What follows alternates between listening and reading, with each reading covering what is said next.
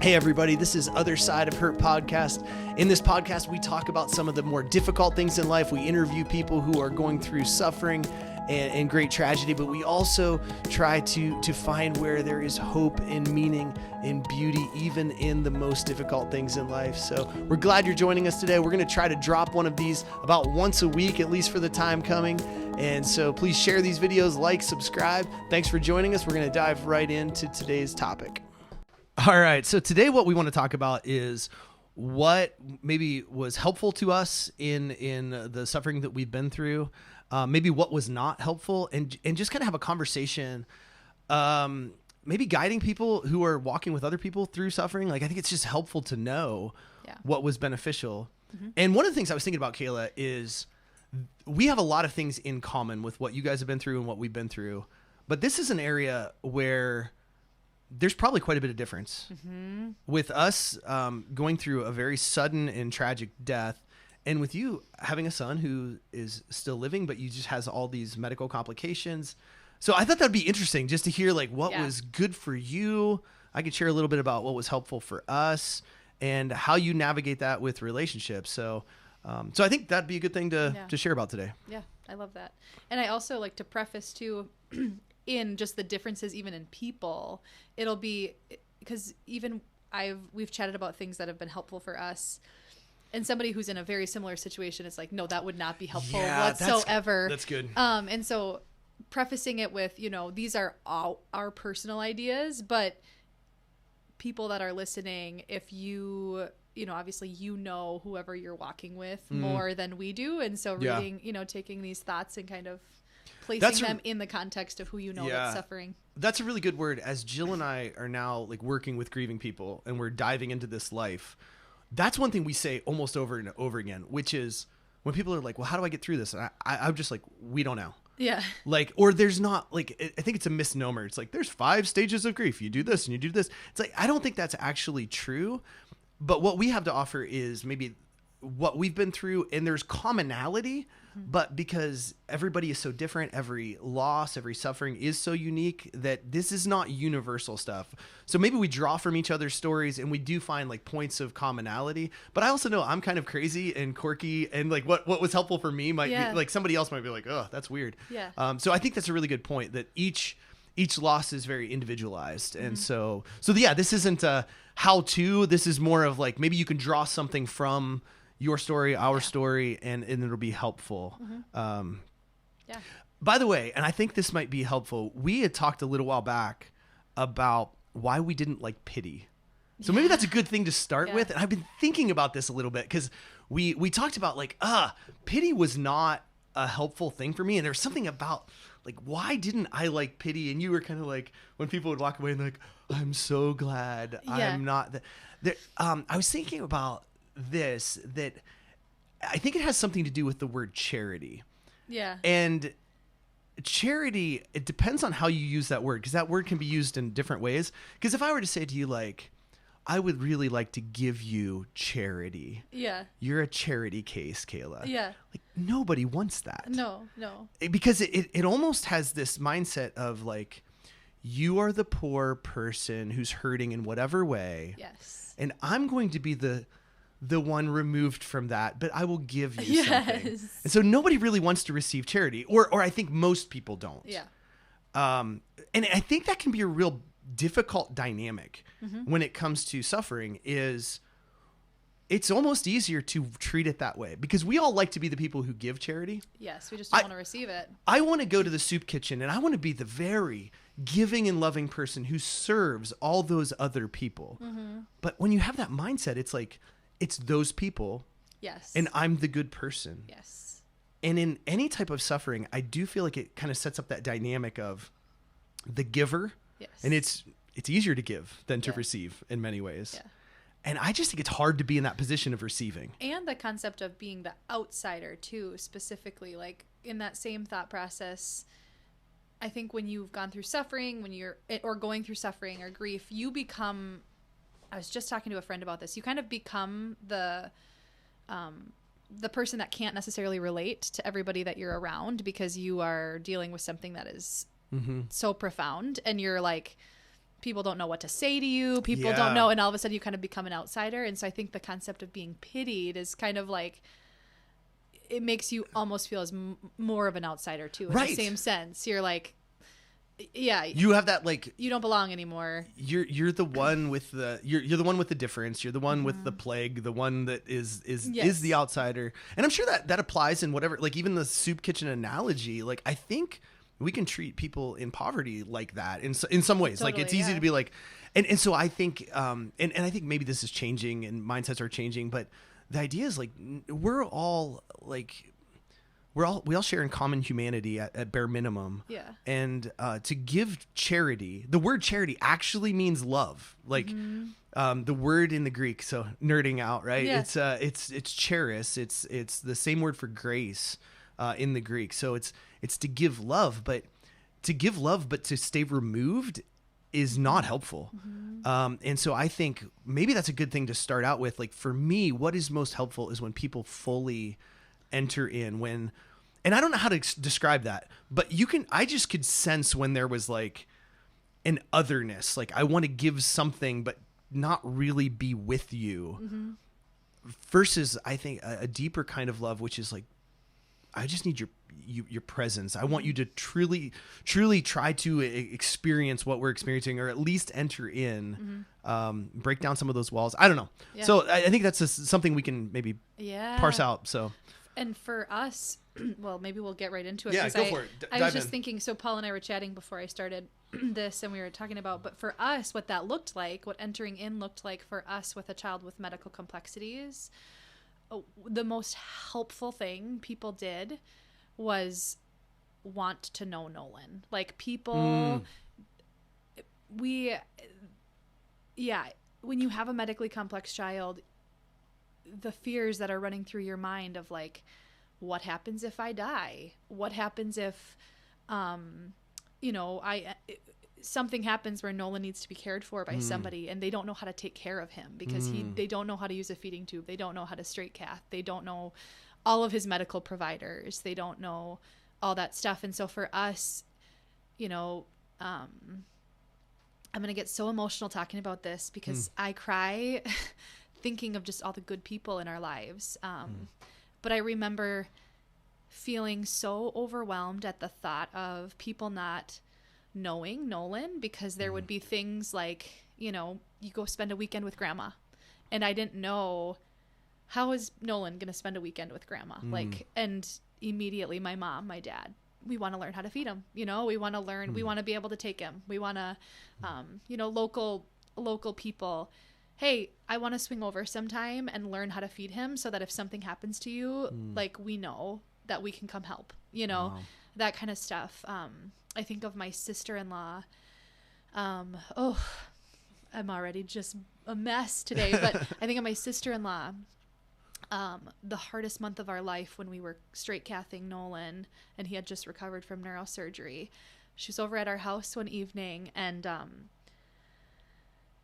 I went into the other room to straight cath. So for those of you that don't know what straight cathing is, it's basically sticking a tube to get urine out of the bladder. So exactly where you would expect to stick a tube in a little teeny tiny baby. And so not pleasant, not fun, not like something that an aunt would be excited about having to do.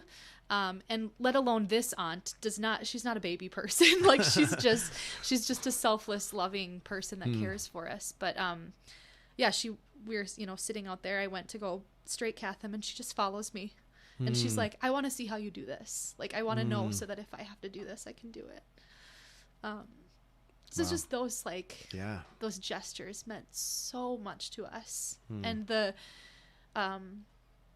people that didn't shy away from asking, asking, what can he see? Like, tell me what, how do you know he's happy? Or like those people that just genuinely wanted to understand and know and spend time with him, and us, but just, that was so helpful. Fully entering in at every level. Yeah.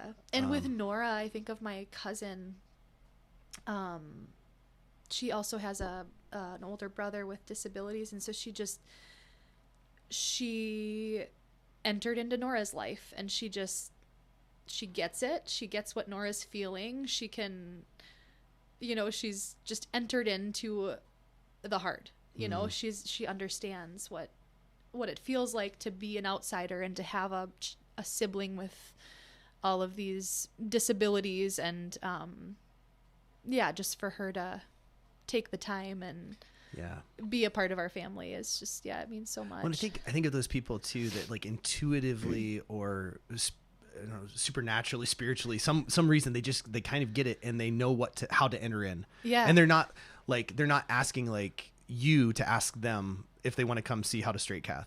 No, because you wouldn't have probably asked that, right? You wouldn't have asked that because you would feel like because I think some of the time when you're going through suffering, you're like, I don't want to ask other people. I don't know how to like engage them. So like people that enter in the right way and are like, I want to learn this about you and about your son and how to do that.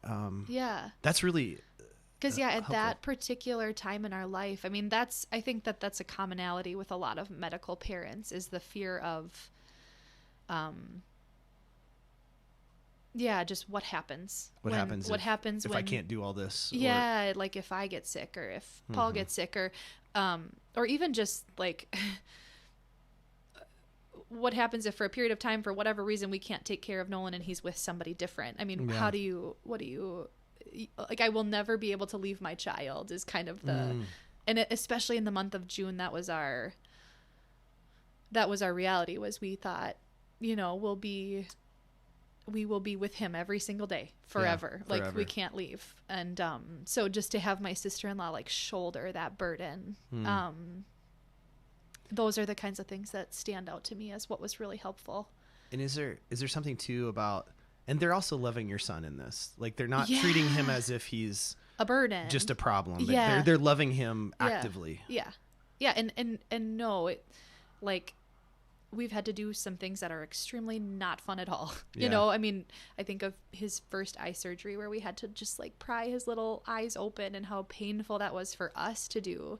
And so then for expecting somebody else to like hop in on that and help, it just, it's just a feeling you can't describe, just the willingness for people to step in.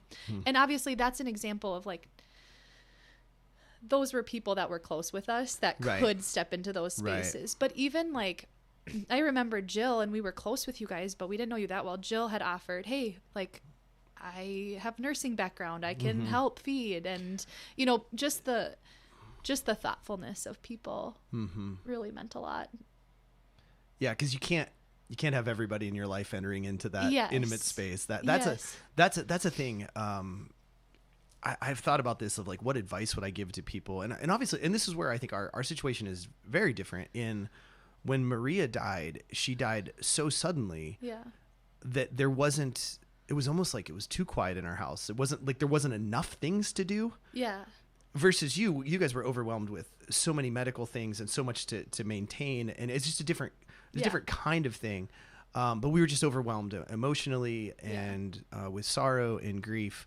That we didn't want everybody to enter in. It was impossible. Like we just couldn't manage that kind of attention. And we're enough in the public eye, and it was being a small town pastor, kind of everybody knows who we are. And then a tragic and sudden death. Well, it was in the papers. Everybody knew. We were in Brainerd, which is a much larger town up in this area. And we were like at a furniture place like a month later. It was like about a month, I'd say. And these people were like, oh, we know who you are.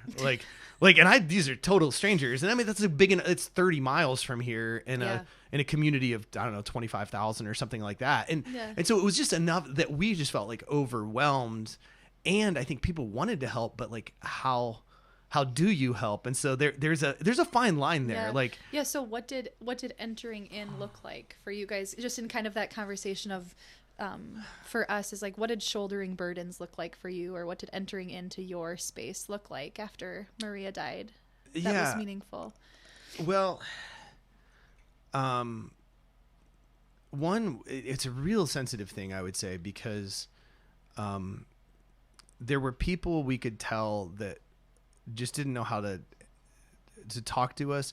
I would say this. Here's a couple of things. Just people that would offer their presence, and would listen, but not be intrusive. There's a fine line, because in some ways I feel like you could err on either side for our situation. There were people who interjected themselves into our life, and we were like, please give us space. Like, we can't, I was just so broken and emotional. And meaning like physically interjected into your life? Okay, so I'll tell you the horror story. Yeah, tell the horror story.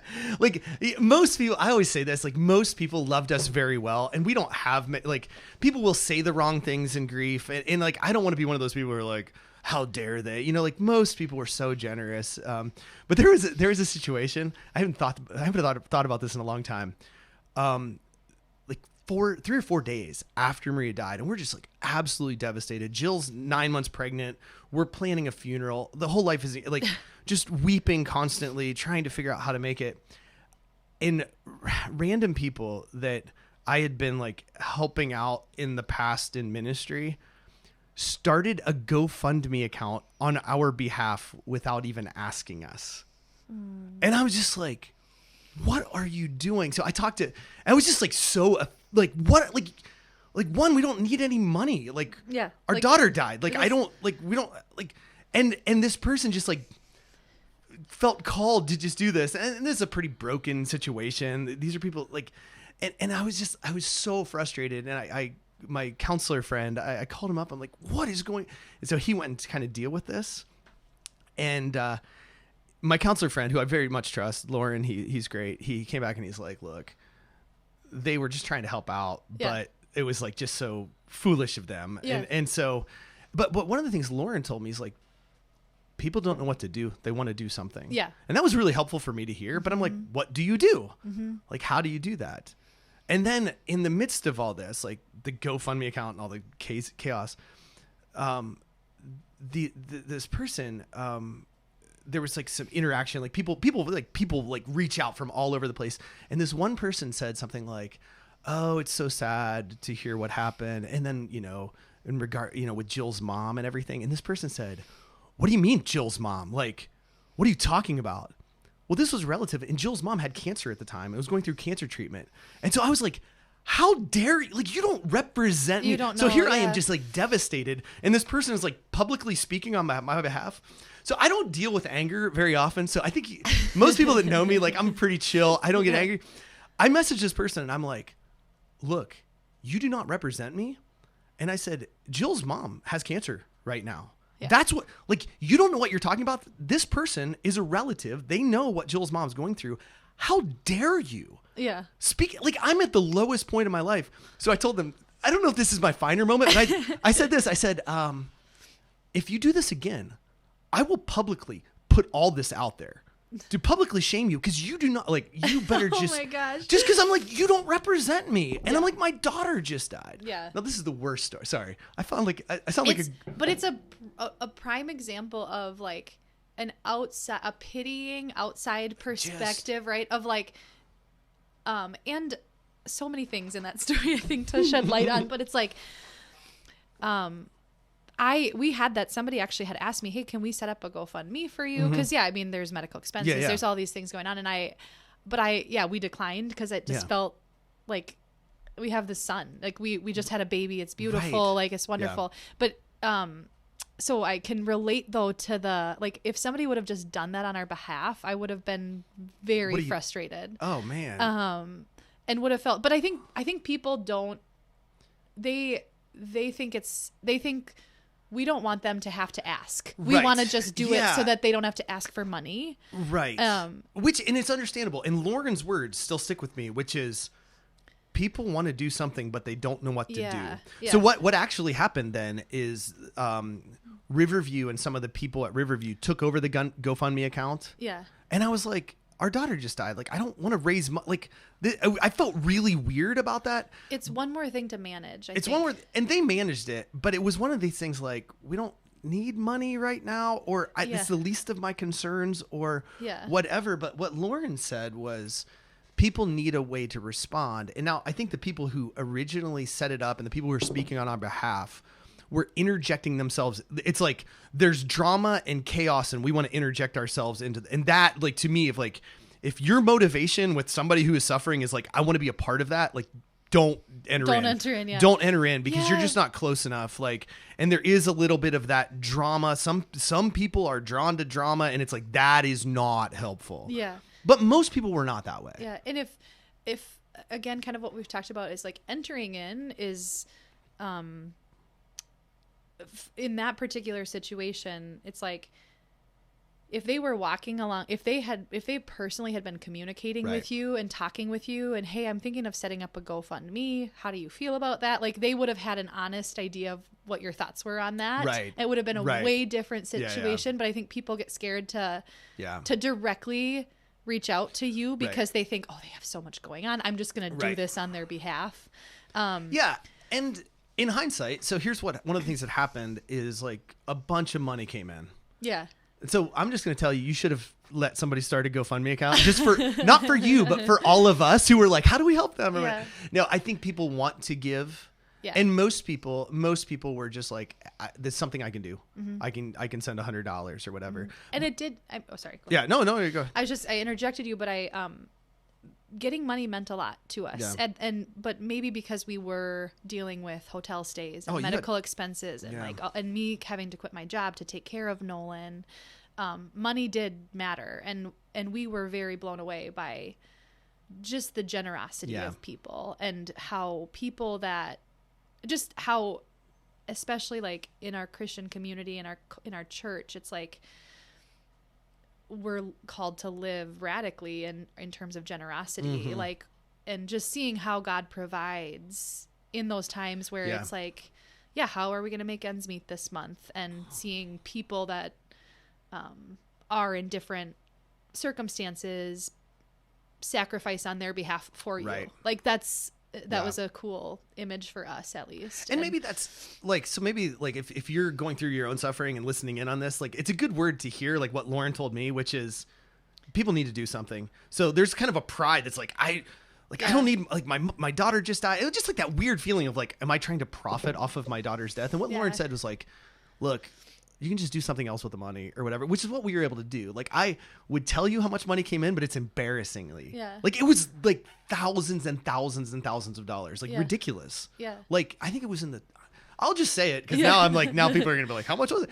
It was like, I think it was like $27,000, like $27,000. Yeah. And I'm like, we didn't have any expenses. So what we did is we gave all that money away to different things. Oh, like we were able to cover some of the funeral costs, even though like so much of that was already even provided. It's just like people were so generous to us. So I started with this bad story of like the horror story of what happened, but people were so generous. And then on the back end, what we did is like did little things around the community, and we scholarshiped some kids in like a homeschool co-op thing where there were costs. And we just did a bunch of things to where we just gave all the money away because I was like, I felt in that weird position, but in the long run, it was like a beautiful sign of people's grace in our lives.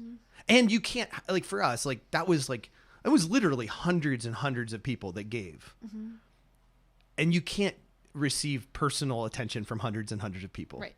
So it gave at least like the broader group of people that were it gave them something to do. Yeah. Which was a beautiful thing. And it reminds you of just the community you're surrounded by, even if you can't Absolutely. see, because even you're in your house, you're not out in the community, thankfully. Right. And so to be able to see like, oh my gosh, the Johnsons donated, like, just the support that you receive from so many people. It really, and I think our situations too are different in that way because really like Nolan's delivery was a huge financial burden in so many ways. I mean, our helicopter ride alone was like over $50,000. Oh my goodness. When we look at medical bills, and thank goodness we had health insurance, but I mean, just all very unexpected, things. And so you should have swallowed your pride and received. No. And it was, but the cool thing is like God provides in different ways, and it allowed us to have personal donations that were really meaningful. So yeah. Well, and that's where like I almost like, even whenever I give like advice of like the people that said the weird things or whatever, it was like the minority, and so many people were so good for us, and just the amount of money and attention and all these kind of things. Where I think in our attic I still have a box of all the cards Because I never wrote, by the way, I never wrote thank you cards. We did not either. And I still think about it. There's so many people I interact with, and I'm like, I hope you know how much it meant to me, because I never wrote you a thank you card. Like, if people expected you to, like, if Tristan is still sitting here thinking like, I never got that thank you card, like that's a me problem, right? And that's maybe the result of that's again, it comes kind of back to that pity thing. But I was thinking about that. I'm like, that would maybe be my suggestion to people, is like, in whatever you're doing, if your heart is anticipating any sort of outcome, don't do it. Because I think that even things that you think are going to be received well might not be received well. But if you do them out of the heart of like, this is something I feel would benefit, like, not even necessarily would benefit them, but like, I'm going to bring them a meal, and they might have so many meals, but I'm going to do it. And if they're kind of annoyed that I brought them one more meal, you're not offended by it, right? Because you're just doing it because it's something that you think might be helpful. I don't know. That would maybe be my. I think that's that actually comes up with that brings up something that I've thought a lot about, which is, I think so many people struggle. So I'll speak to grief, because that's our situation. When there's a tragedy, people will just be like, I don't know what to say. I don't know what to do. And that's I think a common thing. I think most of us don't know how to handle that, because most people haven't been through maybe that deep of a tragedy or that sudden of a tragedy that we went through. And so people don't know how to relate. And so one of the things I would recommend to people is like, just be okay with not knowing and being awkward. So for instance, for me, one of the greatest gifts was just people that would be present, that I was close to, that wouldn't just feel like they got to talk or say something. Yeah. Because I think it's a common thing. Like, what do I say? I don't want to be awkward. It's like, well, it's all awkward. It's all terrible. Yeah. So you have to be okay just entering in and just shutting up and listening. Yeah. And being okay being awkward. Because if you're sitting there thinking, what are they thinking about me? It's like, we're not thinking about you at all. Exactly. Like, I'm not, yes. Like, I'm not here to, like, I'm not worried about your social situation right now. Exactly. And the ones who could just do that and be present and there was no expectations was such a gift. Yeah. It's the people that actually can understand that. Yeah, exactly that thought. It doesn't matter about you in that moment at all. It matters that the things that are running through your head are not at all that. They are not like, man, I wish they would have brought us hot dogs instead of leftover tater tot casserole. Right. Like, it's like you're thinking of so many other things. Yeah. It's just, you're just like, just sit with us, you know? Yeah. I remember our friends who had also lost a child, and we weren't like super close to them right at that moment, but we got very close to them at this time. So Eric, he showed up the night after Marita. I had not eaten in 48 hours. I was like, I couldn't eat. I was just still in shock, and I just could barely hold it together. And he dropped off food, and he gave me a hug, and he's like, here's a bunch of food that you're not going to eat. And because it's like, he knew, like, and I was just like, that little comment was like, oh yeah, you get it. And people that would like, so there were a few people and friends and family and stuff that would come in, and like, I could just tell they were awkward and they just wanted to talk. And I'm just like, my heart is just like, please leave, but the people who would just sit and be present and not say anything, or just like wait for me to engage, it was so helpful, because they weren't like, they weren't worried about themselves. Yes. They weren't worried about themselves. Yeah. So yeah, I think learning to be awkward or learning to be silent, like silence is a hard thing. And I think in our culture, even for us, like, we're talkers. And so like, I want to fill the gaps even in the podcast. And as let's just sit in a moment of silence for those awkward moments that we all have to endure. Yeah. I'll share this too. Like, so for us, it was like, we had like 5 or 6 friends that like, we had to, and maybe if you're going through suffering, like be okay with like selecting certain people for us. Cause it was like, we couldn't deal with everybody stopping over. We couldn't, just in the crisis, and we you gradually get through that. But for us, it was like, we need to just have some people that we're with, present with. And it was okay for me at that time just to say, like, these are the people we can walk with. And those were such important people and helpful. So, I mean, one of, for me, the greatest gifts, like the night that Maria died, it was just so utterly shocking, because we didn't see it. Like, we had no idea. Like, it was like she was okay and improving, and then she died, and it was just like that sudden. And so your whole world's flipped up, and like literally just physically going through shock. Like I couldn't sleep, and Jill was like super pregnant, and our kids were downstairs, and they're just trying to survive. And I just couldn't shut my mind. I was just like, I couldn't function. And so I just called a friend, and like for 4 hours, just on the phone, like all night. And like, I don't even know what we talked about. I don't know if I even talked. I just like, I couldn't even get my brain to slow down. You're just like, your heart's racing, and just utter shock, and trying to let my family sleep, and just sitting on the phone with me in silence, not even really saying anything. Like, I don't know. There's just like moments like that I come back to. I'm just so grateful for, of people who are just like absolutely present and able to listen and able to engage, but not like worried about like, well, what do I say? And like, well, they weren't worried about that. And so, yeah. It's not another opportunity for, you can sense when somebody is there to listen and to actually try to understand how you're feeling, instead of just assuming you're feeling a certain way. I also think everybody wants to be there to help at the beginning. Like, everybody's kind of there when the chaos is happening, and like, how can we help? How can we bring a meal? How can we this? And the people that like continue to reach out. I mean, we're into this 2 years, and I have friends that are still like, tell me how Nolan's doing, or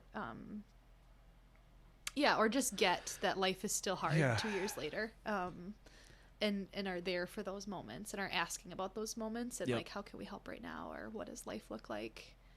That's actually something I was thinking about too, is even if you've got somebody in your life who's going through suffering, and you're kind of following the podcast because of that, and maybe you're not in that inner circle of the 5 or 6 people. Exactly. Yeah. Like, that's okay. Like, don't like let them invite in who they invite in. Like, you don't need to be close to somebody just because you feel sympathy for them. But I will say this, like, keep praying for them. Yes. Keep following their story. And for us, like, over time, those things shift. Yeah. And there were certain people that we weren't close with at all. I agree. That 3 years later would send us a text that was like, hey, I've been praying for your family. I'm thinking about you. We care about you. And it was just like the longer out you get, the more rare those things are. Here we are, 8 years almost. And they're just certain people, like, even from a distance, that will just send that little personal message. And like, that's so meaningful. And now it would have been really weird for those people who we didn't even really know to like the first week to insert themselves, Yeah. but just to like patiently love from a distance. Yeah. And then you're like, this is not about them. Yeah. They're not inserting themselves into the drama and the chaos. Yeah. They're just loving over the long haul. And logistically, for me, those are the people that I believe are praying real. Absolutely. Real, right? Like, I can tell a difference between the people that are, praying for you, and then it's like 2 weeks later, crickets, but the people that are, hey, we prayed for Nolan's, Nolan's bronchoscopy this week. How can we be praying any specific prayers, like months later? And those are the friends that I still reach out to and say, hey, this is what's coming up. Can you be praying? Because I just know that they genuinely, and there's nothing that means more than that to me, of just knowing people are rallying and praying on our behalf. And I think of one of my best friends right now, shout out Haley, but we weren't close. We had just kind of met at church, and like, in fact, and I've told her this too, like, she was just part of things. Like, when there would be like we came home to just like our friends, so many fun things we came home to. Our friends literally put a chest freezer they snuck through our bathroom window to get into our house, because our house was locked and we weren't expecting like people. Slightly creepy, but that's like that's slightly for the creepy, right reasons. but like good friends. Yeah. And they snuck a chest freezer into our garage, so that when we came back, I could like pump and store breast milk and like do all these things that we were kind of like, how are we going to have space for all this stuff? So, and then just people bringing food, and we didn't have space in our freezers. And so just like kind of a fun story. And that was obviously something that those were friends that were involved in our lives Right. and knew that that was something we would appreciate. Yeah, if you're like very far removed, don't break into the bathroom and Yes. bring in a chest freezer. Yes. Like if you're like an Yes. outsider, Yes, yeah, that's that might be like a concern. that might be a little awkward. But and so she was just part of those things. Like she dropped off, you know, food and meals and snacks, and she was just part of it. But she wasn't like the center of attention in it Right. all. And then, yeah, months later, it's like, you know, she would just keep asking and, you know, hey, I would love to pray with you. Can we get together? And so, and honestly, at first I was kind of annoyed. Like, you think I want to like meet up and pray together right now? Like in the midst of this? But we just did. And it just turned into just a super amazing friendship that I value so much now. But I think she's a really good example of just being present and not caring what the outcome of it was, you know, and to be, if you're too self-conscious, you give up because Exactly. you're like, oh, they don't really want me, and that's a good point. Yeah, and that may be fair. That may be fair in that like they can't handle more people, and so maybe there's something to like if you reach out 4 or 5 times and you kind of get that like closed door, like it's okay to go in the background for a while. And not press in because that can, you know, I think you can err on either way. You can be too aggressive or too passive. And again, everybody's different. This is like that uniqueness of like what I needed versus what Jill needed was very different at times. And, but people who really care over the long haul and who pray and who remember and who continue to reach out and reach out with like little expectation of getting something back. And again, the prayer thing, I can just, this is like something I've learned in a way I've grown in my faith in that way too. Is just, I can tell who's praying just because of the way often that the acts fall. Like the kind of the premise of like pray first, then act, you know, and like really listening for like, okay, how can I be used? And like, God, give me opportunities to be used versus just, I'm gonna, you know, start a GoFundMe page or whatever it is because it's like logistically what you think might be good. Right. So yeah, anyways. I think a couple last things I would say it would be continue to show curiosity. I'm a talker, and so I'm like, I want to express myself. So that's not maybe for everybody. So I think initially if people had peppered Jill with a bunch of questions, like it might have shut her down. But I think that curiosity of what's it like to go through what you're going through. And over time, that kind of just goes into my last thing is like for grief anyway, keep asking, keep saying the name. Yes. You know, don't be afraid to bring it up.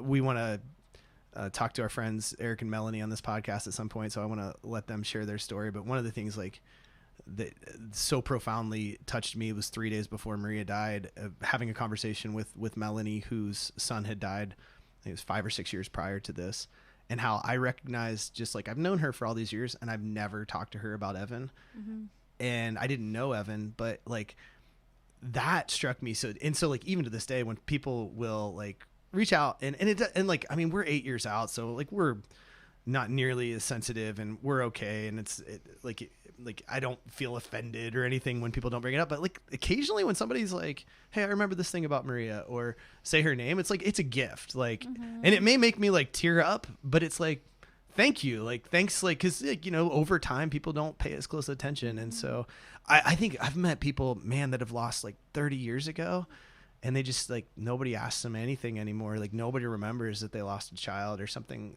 along those lines. And I think, I don't know. It's just something like if you're helping people in grief, like it's a long road, and the more you pay attention, like you might not be there right in the midst of it all, and that's okay. But if you pay attention and care and love over a long period of time, like that'll be a gift. Yeah. And that was, that's so true. I was actually just reading an article recently. Had a friend go through a pretty difficult miscarriage, but I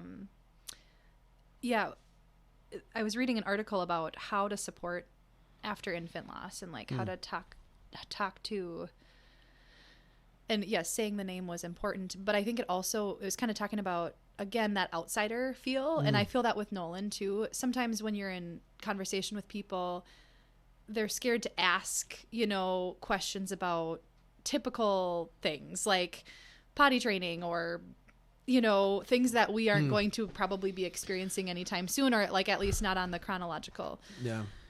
But I think, like you said, it's like just not being scared to say it, to say Nolan's name, or to ask me questions about my delivery, or ask me questions, because sometimes I think like you can almost become more of an outsider because everybody else is talking, and then it's kind of silence because they all can kind of tell, you know. So anyways, I wondered if you experienced that with Maria, where people might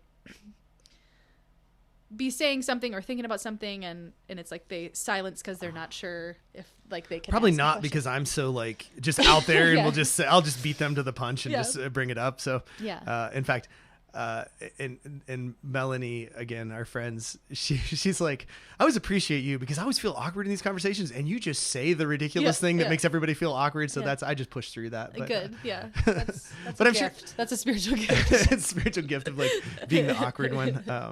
No, that's good. And, again, I maybe we wrap up with just this idea of like, what is true charity? True charity is love.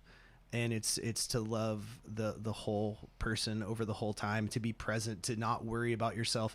And even for you, I imagine it's just like, love your son. Like, I know this as a parent, and I'm sure it transfers even maybe more dramatically of like, when people love my children, I'm so grateful. When people just like truly take an interest in my children and invest in them, it's like such a gift.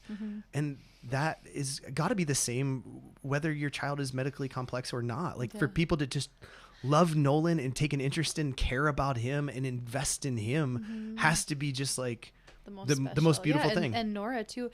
And I think of what I remember, a story you told about how, you know, people would come up to you and say like, oh, Maria, she's an angel. Like she's up there dancing. And I remember you saying, did you know her? Yeah, like she's probably not. Like she's probably causing ruckus up there, you know? And I can completely resonate with that, in the sense of, I can just tell when people get it. And that's one thing that has meant a lot, is people that will take Nolan from us for the afternoon or the evening, and they're willing for them to learn about him without me having to explain to them. Oh, yeah. Like when they pick up on stuff, they're like, he can see that. Or, oh my gosh, like that little stinker, I set his bottle down and he didn't take it. And then for somebody else to like genuinely understand him, it's the same concept. It's like, just enter in, and like, I might be hard to deal with at times, and I might get easily offended, or, you know, whatever, but like just selflessly enter in and be part of it, you know. Well, I've been, you know, we haven't been around you guys much because we've all been sick so much in the last few months or whatever. So it's just been a while since we've been together as families. But and maybe we just talk enough that I've heard you talk about just fascination with all of his struggles, especially with his sight.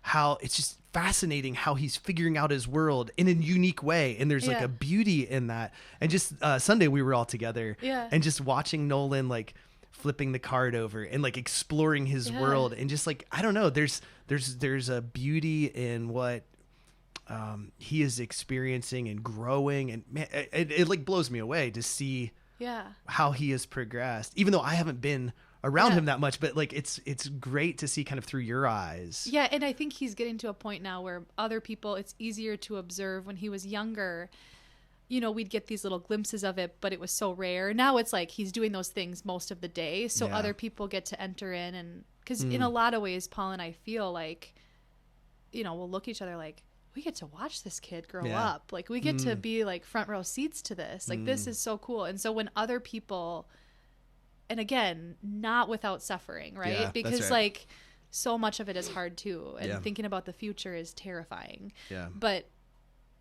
when other people can enter into that and actually experience it themselves, that means so much, you know? Yeah. So that's good. No, I think that's a good way to kind of wrap up, because so much of what we're talking about is, it's not either or. It's there's fears still. There's burdens you're carrying. There's also a lot of beauty, and there's a lot of good things in Nolan and his life, and in your guys' life together, and in Nora. Like, I feel like she's great. She's gonna be such a unique little human because of her life experiences. Yeah, that's good. Yeah. Really quick though, I know we're kind of running close to our time, but is there any like logistical quick things that you were like, this was super helpful when people did, that you can think of off the bat, like for those logistical thinkers that want to just act?